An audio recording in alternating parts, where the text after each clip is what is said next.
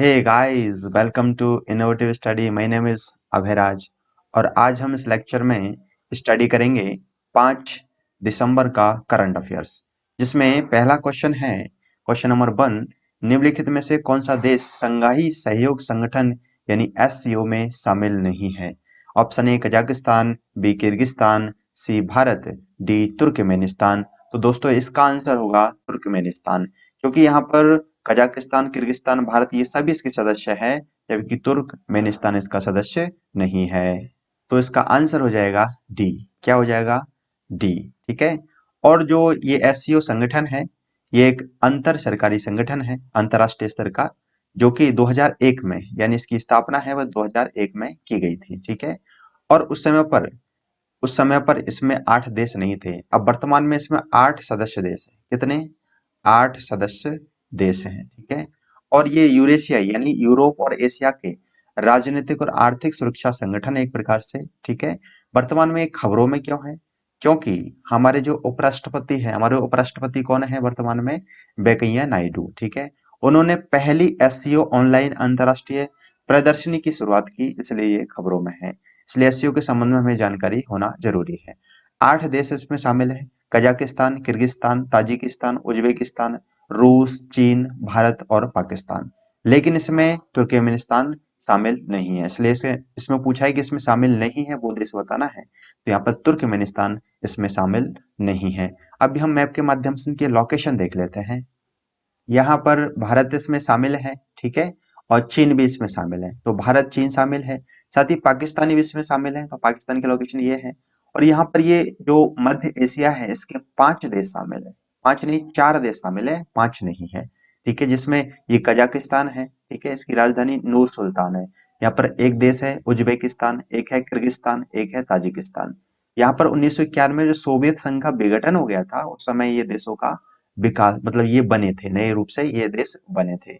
इसमें एक और देश है तुर्कमेनिस्तान, जो कि एससीओ संगठन का सदस्य नहीं है। तो आपको ये ध्यान रखना है, क्योंकि मध्य एशिया के ये जो 5 देश है, इनमें से ये नहीं है तुर्कमेनिस्तान, जबकि ये 4 देश है वो इसके सदस्य है। साथ ही यदि हम बात करें तो यहाँ पर रसिया इसमें शामिल है। ठीक है ना। तो रूस, जो कि क्षेत्रफल की दृष्टि से दुनिया का सबसे बड़ा देश है रूस, तो इसमें शामिल है। तो इस प्रकार से यहाँ पे 8 देश इसमें एससीओ संगठन में शामिल है।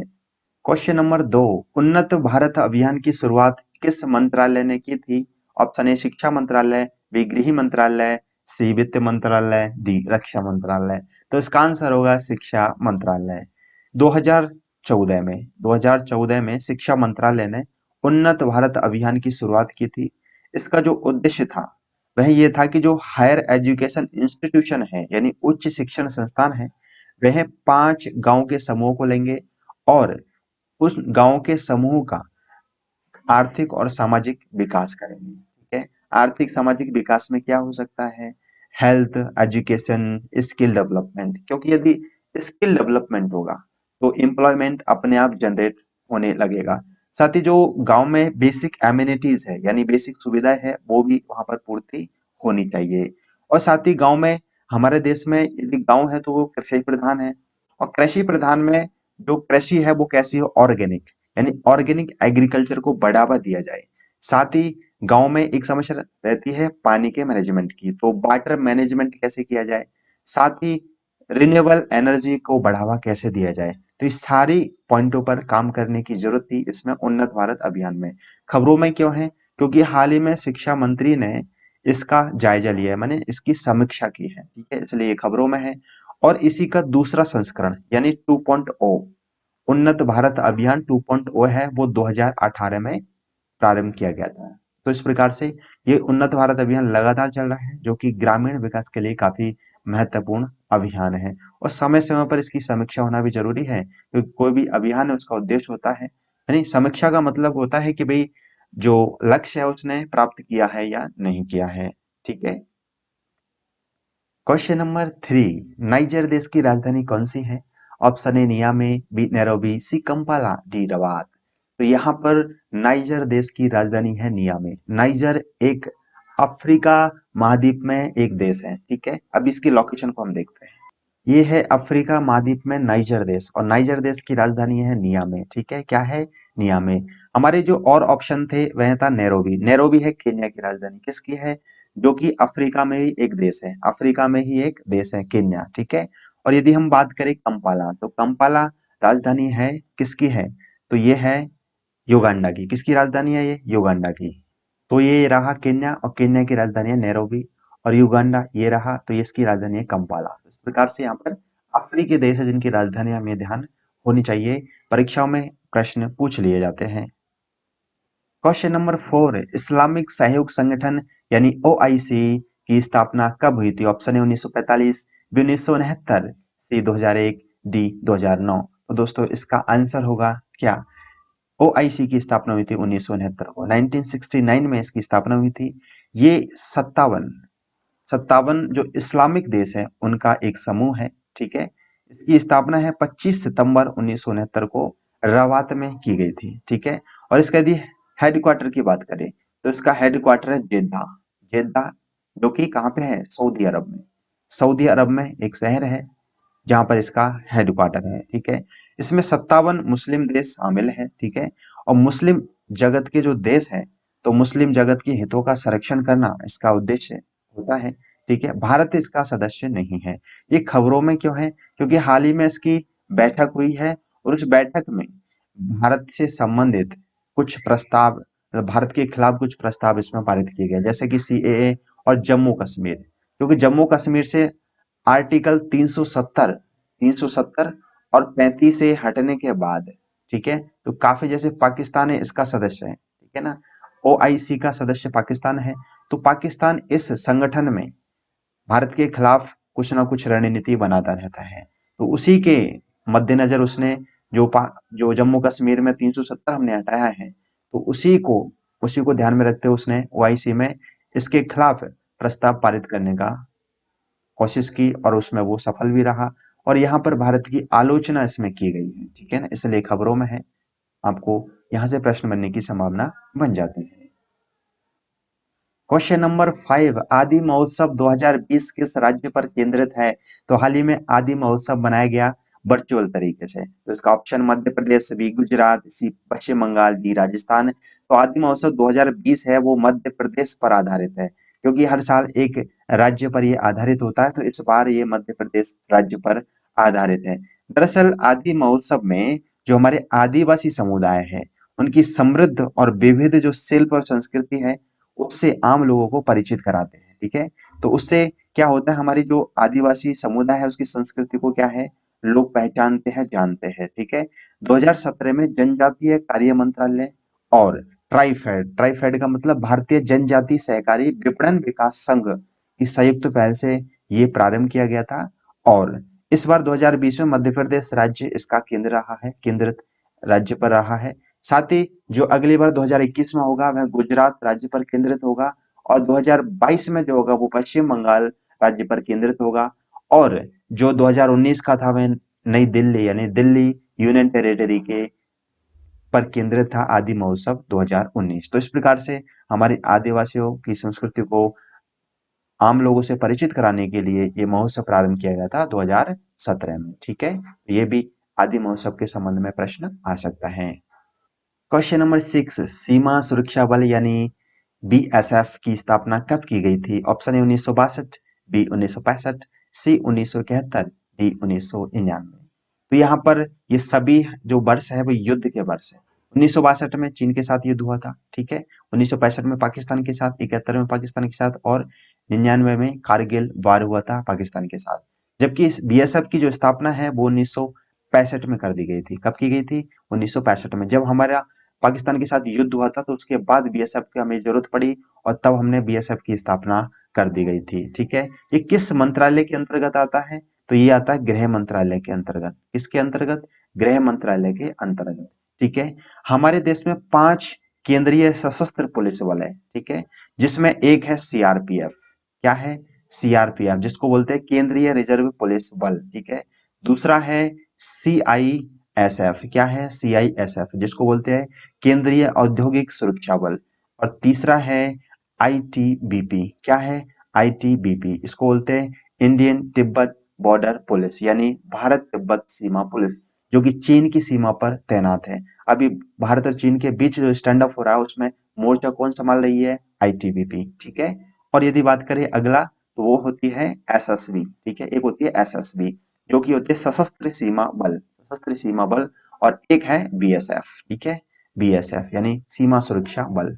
दरअसल जो बीएसएफ का काम होता है वह होता है जैसे पाकिस्तान, ठीक है, भारत पाकिस्तान के बीच बॉर्डर है उस पर, और साथ ही जो भारत और बांग्लादेश के बीच, ठीक है ना, तो बांग्लादेश भारत और भारत पाकिस्तान का जो बॉर्डर है उसकी सुरक्षा करना किसका काम है? बीएसएफ का। और जब चुनाव होते हैं तो चुनाव शांतिपूर्ण कराने के लिए भी बीएसएफ का उपयोग किया जाता है। साथ ही जो आपदाएं आती है तो उस समय भी बीएसएफ देश की सहायता करती है, ठीक है। और यहाँ पर यदि आईटीबीपी की बात करें तो ये चीन के साथ जो सीमा है हमारी उस पर तैनात होती है। और एसएसबी है वो नेपाल और भूटान की सीमा पर तैनात होती है, ठीक है। और यहाँ पर यदि हम सीआईएसएफ की बात करें तो औद्योगिक क्षेत्र में औद्योगिक सुरक्षा के लिए तैनात रहती है। और साथ ही जो सीआरपीएफ है तो ये भी अलग अलग कार्यों में तैनात रहती है। इस प्रकार ये सभी जो केंद्रीय गृह मंत्रालय के अंतर्गत ये सभी फोर्स आती है, ठीक है। और यहाँ पर यदि हम बात करें तो यदि घुसपैठ, तस्करी और सैन्य हमले होते हैं तो उस समय जो बीएसएफ है फर्स्ट लाइन ऑफ डिफेंस का काम करती है, ठीक है। सबसे पहले कौन तैनात होगी? बीएसएफ, जो कि देश की सुरक्षा करती है, इसलिए एक सलाम तो बनता है। क्वेश्चन नंबर 7, हॉर्नबिल महोत्सव किस राज्य के स्थापना दिवस पर मनाया जाता है? Option A Nagaland, B Arunachal Pradesh, C Kerala, D Manipur. तो यहाँ पर आंसर होगा दोस्तों नागालैंड, क्योंकि हॉर्नबिल महोत्सव है वो नागालैंड के स्थापना दिवस पर मनाया जाता है। और स्थापना दिवस कब है? 1 दिसंबर, 1 दिसंबर 1963 को नागालैंड है वो एक राज्य बना था। कौन सा राज्य बना था? 16वां राज्य बना था, ठीक है। 16वां राज्य भारत का उस समय बना था, ठीक है। और उसी की याद में एक तरीके से उसी को सम्मान देने के लिए 2000 से 2000 से ये हॉर्नबिल महोत्सव बनाना प्रारंभ कर दिया गया था। इस बार इसका 21वां संस्करण मनाया जा रहा है, जो कि 1 से लेकर और 5 दिसंबर तक मनाया जा रहा है, ठीक है। और इसे त्योहारों का त्योहार भी कहते हैं। क्या कहते हैं? हॉर्नबिल महोत्सव को त्योहार का त्योहार, ठीक है। हॉर्नबिल एक पक्षी है, ठीक है ना, ये हॉर्नबिल एक क्या है? पक्षी है। और इस पक्षी के हिसाब से ही इसका नाम दिया गया है हॉर्नबिल महोत्सव। हॉर्नबिल जो है एक पक्षी है और यह केरल और अरुणाचल प्रदेश का राजकीय पक्षी भी है, ठीक है। तो ये भी आप याद रख सकते हैं क्योंकि हॉर्नबिल एक पक्षी है और ये केरल और अरुणाचल प्रदेश का राजकीय पक्षी भी है, ठीक है ना। तो यहाँ पर आपको इससे कहीं जानकारी मिल जाती है। क्वेश्चन नंबर 8, हाल ही में किस यूरोपीय देश ने कोविड वैक्सीन को मंजूरी दी है? Option A France, B Germany, C Britain, D Italy. तो यहाँ पर दोस्तों आंसर होगा ब्रिटेन, यानी इंग्लैंड ने हाल ही में कोविड वैक्सीन को मंजूरी दे दी है, ताकि जो आपातकालीन जो स्थिति है वहां पर वैक्सीन को उन कोरोना वॉरियर को प्रदान की जा सके और उनकी सुरक्षा सुनिश्चित की जा सके, ठीक है। इससे पहले भी रूस और चीन ने भी वैक्सीन को मंजूरी दी है, लेकिन अभी वो तीसरे चरण से पार नहीं कर पाई है, इसलिए इतनी सुरक्षित नहीं मानी जा रही है। और जो अभी ब्रिटेन ने जिस वैक्सीन को मंजूरी दी है उसका नाम है BNT162b2 वैक्सीन, ठीक है। वैक्सीन का काम क्या होता है? ठीक है, जब कोई बीमारी हो जाती है तो उस समय हम लेते हैं मेडिसिन, ठीक है। मेडिसिन लेते हैं तो उस बीमारी को वो क्योर करती है, ठीक है। और वैक्सीन का काम होता है, बीमार कोई व्यक्ति नहीं हो उससे पहले उसको वैक्सीन दी जाती है, ठीक है। जब वैक्सीन दे दी जाती है तो क्या है, जो वैक्सीन में मृत मृत जो वायरस है एक तरीके से वो प्रवेश कर जाते हैं और उसको अटैक करने के लिए हमारे बॉडी में क्या है, डिफेंस सिस्टम बना होता है, यानी एंटीऑक्सीडेंट बने होते हैं और वो उस वायरस पर अटैक करते हैं। इससे हमारे शरीर में एंटीबॉडी ऑलरेडी बन जाते हैं। जब हमारे शरीर में रियल वायरस प्रवेश करता है तो एंटीबॉडी ऑलरेडी बने हुए हैं, और जब जैसे ही रियल वायरस हमारी बॉडी में प्रवेश करेगा तो वो एंटीबॉडी उस पर अटैक कर देंगे और उस वायरस को वहां पर समाप्त कर देंगे। तो वैक्सीन का काम यही है, ये स्वस्थ व्यक्ति को ये दी जाती है बीमारी होने से पहले, ताकि उसके शरीर में जब रियल वायरस प्रवेश करे तो उसका डिफेंस डिफेंस मैकेनिज्म है वो एकदम शानदार हो और वो बीमारी उसको प्रभावित ना करे, ठीक है।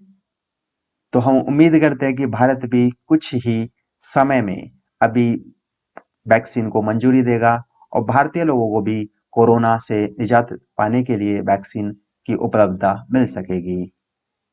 क्वेश्चन नंबर 9, हाल ही में किस नदी पर रामायण क्रूज सेवा प्रारंभ करने की घोषणा की गई है? ऑप्शन ए गंगा नदी, बी कावेरी नदी, सी सरयू नदी, डी यमुना नदी। तो इसका आंसर होगा सरयू नदी। ठीक है, और सरयू नदी अयोध्या, ठीक है ना, यूपी में अयोध्या। पहले ये जनपद था, इसका नाम था फैजाबाद, लेकिन इसको योगी आदित्यनाथ जी ने क्या कर दिया, अयोध्या नाम कर दिया, क्योंकि ये भगवान राम की नगरी है और यहाँ पर भव्य मंदिर का निर्माण हो रहा है। और ये है सरयू नदी के किनारे, ठीक है, सरयू नदी के किनारे है, तट पर है, ठीक है। और यहाँ पर हाल ही में रामायण क्रूज सेवा प्रारंभ कर दी गई है, ठीक है ना। ये रामचरितमानस टूर करवाएगी, ठीक है। लगभग 15 से 16 किलोमीटर की यात्रा होगी, जो कि 1 से 1.5 घंटे में ये की जाएगी।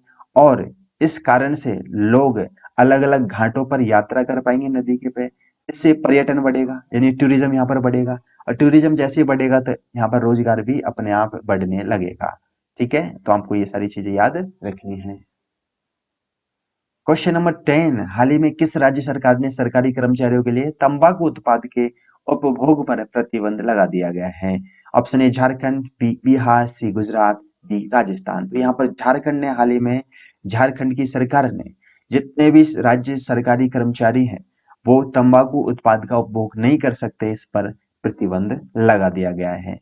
सबसे बड़ी बात यह है कि कोरोना की समस्या चल रही है और कोरोना ड्रॉपलेट से फैलता है, इसलिए कोई कहीं पर भी जो तंबाकू उत्पाद है उनका सेवन करके कहीं पे यदि थूकता है तो वो वायरस फैलने की संभावना बढ़ जाती है। साथ ही अन्य भी और ये है कि भाई स्वास्थ्य का इससे फायदा होता है, इसलिए कोई भी तंबाकू उत्पाद का उपभोग नहीं करेगा, इसके घोषणा की गई है झारखंड की सरकार के द्वारा। ये अच्छा भी है क्योंकि स्वास्थ्य के लिए भी अच्छा है और आर्थिक दृष्टि से भी अच्छा ही है, क्योंकि लोगों का पैसा बचता है, लेकिन कहीं ना कहीं रेवेन्यू का घाटा तो हो ही जाता है। ठीक है, लेकिन यहाँ पर ये अच्छा इनिशिएटिव है ताकि कोरोना से भी बचा सके और स्वास्थ्य ठीक रह सके। तो इस प्रकार आज के हमारे करंट अफेयर्स के 10 प्रश्न कंप्लीट हुए। ये है आपके स्मार्ट क्वेश्चंस, जो कि आपके अलग अलग एग्जाम में आने की संभावना निश्चित रूप से रहेगी।